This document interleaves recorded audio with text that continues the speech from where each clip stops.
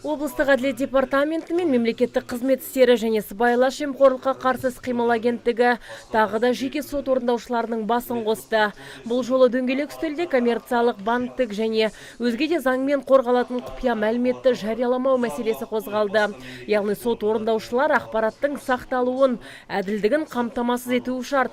Мамандардың сөзінше жиынның басты мақсаты сыбайлас жемқорлық құқық бұзушылық статистикасының теріс нәтижесін анықтау. Атқарушылық өндіріс туралы заңнамада өндіріс тараптары туралы мәліметтерді бөтен басқа адамдарға таратуға жол берілмейтін туралы шектеулер қойылған.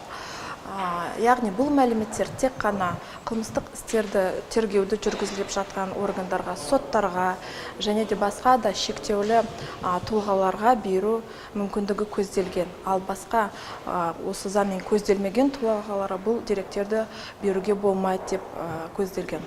Сондықтан осы мәліметтерді заңсыз пайдалануға жол бермеу үшін бүгінгі шара өткізіп жатырмыз, және де бұл шара барысында осы төңіректе мәселелер талқыланбақ. Ал заңды елемей ақпаратты таратқандарға қатысты қылмыстық іс қозғалады. Дегенмен департаментке бүгінге дейін жеке сот орындаушылар тарапынан заңсыз құпия мәлімет таратқан дерегі тіркелмеген. Оған қарамастан жауаптылар профилактикалық шара қатарын кестеге сәйкес орындайтынын алға тартуда. Ендігі кезекте назар аударатын жайт бұл жүйелі пайдалану кезде сот орындаушылардың және олардың көмекшілері мен басқа да жұмысшылардың тарапынан заңнама талаптарын бұзуға жол бермеу үшін барлық тиісті шаралар қолға алуымыз тиіс. Әділет департаментіне бүгінгі күнге дейін сот орындаушылары заңмен қорғалатын ақпараттарды заңсыз таратқандар жөнінде қандай да бір фактілер туралы деректер түспеген. Дөңгелек үстелге қатысушылар мемлекеттік лауазымды тұлғалар тарапынан жасалатын парақорлыққа жол бермеу бойынша ұсыныстарында жеткізді.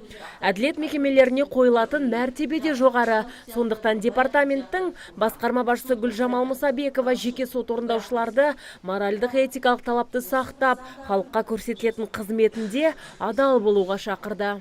Қазір екінің бірі ұсталынып жатыр, екінің бірі барамен ұсталынып жатыр.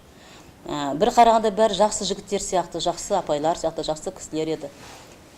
Сыйлап жүрген, құрметтеп жүрген, елдің көпсінің қалауында жүрген адамдар еді. Не болды оларға? Не жетпеді?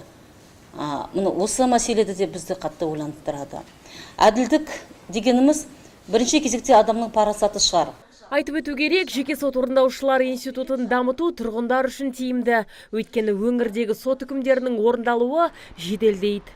Азиза Мадияр, Антон Семенов, ТВК телеарнасының жаңалықтар қызметі.